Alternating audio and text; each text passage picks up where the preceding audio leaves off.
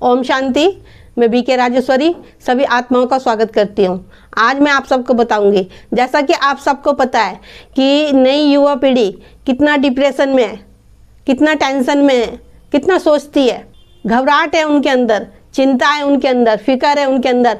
लेकिन ये सब करने से क्या होगा? आप अपने ही नुकसान कर रहे हो, आप अपने ही शरीर खराब कर रहे हो। और देखो, बच्चों को देख देख के माँ बाप भी परेशान होते हैं। देखिए, हम सबको पता है जो होना है वो तो हो गई, लेकिन इंसान फिर भी इतना सोचता है, वो दूर तक की सोचता है और वह बहुत ज़्यादा सोचता है और वह भी व्यर्थ सोचता है।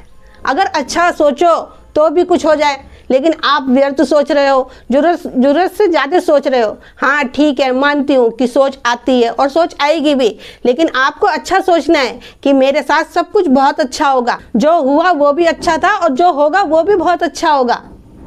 तो क्या है, जो आपके अंदर व्यर्थ चल रहा है वो ऑटोमेटिकली धीरे धीरे वो ख़त्म हो जाएगा। वो भी जब होगा जब आप अच्छा सोचोगे।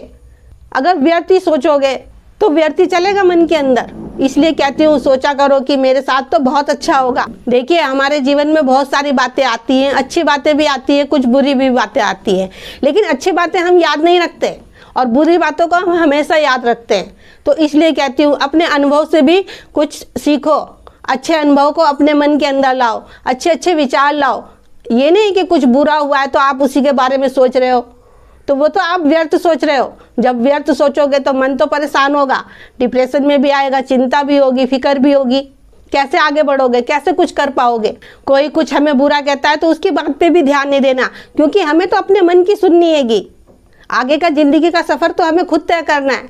ठीक है, कोई अच्छी बात कहता है तो उसको पे ध्यान भी दो, क्योंकि सब आत्माएं एक दूसरे से जुड़ी हुई हैंगी। लेकिन किसी की बुरी बातों को लेके मन के अंदर व्यर्थ मत चलाओ, क्योंकि सबकी सोच एक सी नहीं होती और सोचने समझने की बुद्धि तो भगवान ने सबको दे रखी है। तो अपनी बुद्धि से काम करो, अपनी बुद्धि से निर्णय लो। अगर कोई दूसरा आपको ज़्यादा ही परेशान कर रहा है तो उसकी बातों को दूर रखो, क्योंकि आपके पास भी तो बुद्धि हैगी। अपनी बुद्धि का यूज करो, क्योंकि इंसान क्या करता है, अपने दिमाग का तो इस्तेमाल करता नहीं है और दूसरों के दिमाग से चलता है। जीवन अपना है, हमें उस जीवन को कैसे चलाना है ये तो आप पे डिपेंड करता है ना। इसलिए कहती हूँ, हर एक वीडियो में कहती हूँ कि अच्छों का संग रखो, अच्छी चीज़ें देखो, अच्छी चीज़ें पढ़ो, जिससे कि आपके अंदर पॉजिटिव विचार जाए और नेगेटिव आपके अंदर से धीरे धीरे खत्म हो जाए। और देखिए, इसके लिए आपको योग करना पड़ेगा। आप राजयोग करा करो और बाबा से बातें करा करो। जिस भी बहन भाई ने ज्ञान ना ले रखा हो, पास ही ब्रह्म कुमारी के नज़दीकी सेंटर पे जाओ और 7 दिन का कोर्स करो। आत्मा और परमात्मा को जानो और अपने भाग्य का सितारा चमकाओ। क्यों, क्या, कैसे में मत पढ़ो कि इसने ऐसे कहा, उसने वैसे कहा, मेरे साथ अच्छा नहीं हुआ, मैं सबके साथ अच्छा करता हूँ। बहुत सारी बातें हैं जीवन में, लेकिन आपको साथ ही साथ ये भी पता होना चाहिए कि ये जो ड्रामा हैगा ये दुख सुख का ड्रामा है। इससे कोई नहीं बच पाया है। कोई भी कठोर वचन बोले तो आपको घबराना नहीं है, डट के उसका आपको सामना करना है। कभी जीवन में आपके साथ कोई साथ छोड़ दे, जिसको आप खूब अपना समझते हो, जान से भी ज़्यादा प्यार करते हो, तो कभी भी जिंदगी में अपने को अकेला मत समझना, क्योंकि वो परम पिता परमात्मा सदा हमारे साथ है। क्योंकि वो हम आत्माओं का पिता हैगा, वो सदा हमारे साथ रहता है। बस मैं यही कहूँगी कि उस परम पिता परमात्मा पे निश्चय रखें और दिल से उससे प्यार करें, तो आप हर एक टेंशन से मुक्त हो जाओगे। बस मैं तो आपसे यही कहूँगी कि रोज योग करा करो, उस परम पिता परमात्मा से बातें करा करो, आपका मन शांत होता रहेगा। और देखो, जिंदगी में परिस्थितियां भी आती है, बातें भी आती है, उतार चढ़ाव सबकी ज़िंदगी में है। ये नहीं कि आपको कोई गलत बात बोल रहा है, कठोर वचन बोल रहा है तो आप उससे बात ही करना छोड़ दोगे। आप सोचा करो कि उस आत्मा का पार्टी ऐसा है, जिस आत्मा को जो दिया है वही लौटा रहा है। हम सब आत्माएं भाई भाई हैंगे। तो देखो, अगर इतनी सी भी बात आप अपने मन के अंदर ले आए तो आपका मन ऑटोमेटिक ही शांत हो जाएगा।